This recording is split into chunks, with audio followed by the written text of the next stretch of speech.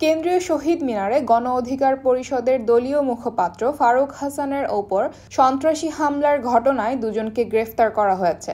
রাজধানীর চক্ষু বিজ্ঞান ইনস্টিটিউট থেকে দুই শিক্ষার্থীকে গ্রেফতার করে পুলিশ।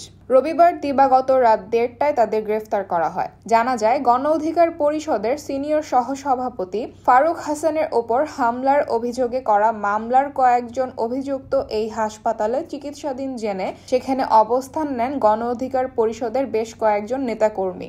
পরে সেখানে যায় সেনাবাহিনী। তাদের সহায়তায় চিকিৎসাধীন দুজনকে গ্রেফতার করে পুলিশ। এরপর তাদের নিয়ে যাওয়া হয় শাহবাগ থানায়। পুলিশ জানায়, মামলার এজাহারে নাম থাকায় 4 জনের মধ্যে 2 জনকে হেফাজতে নেওয়া হয়েছে।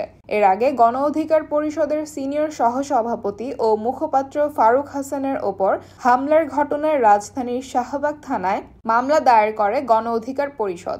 এছাড়া হামলাকারীদের 24 ঘন্টার মধ্যে গ্রেফতারের দাবি জানিয়েছিলেন দলটির সভাপতি ও ঢাকা বিশ্ববিদ্যালয় ছাত্র সংসদের সাবেক সহসভাপতি নুরুল হক নূর।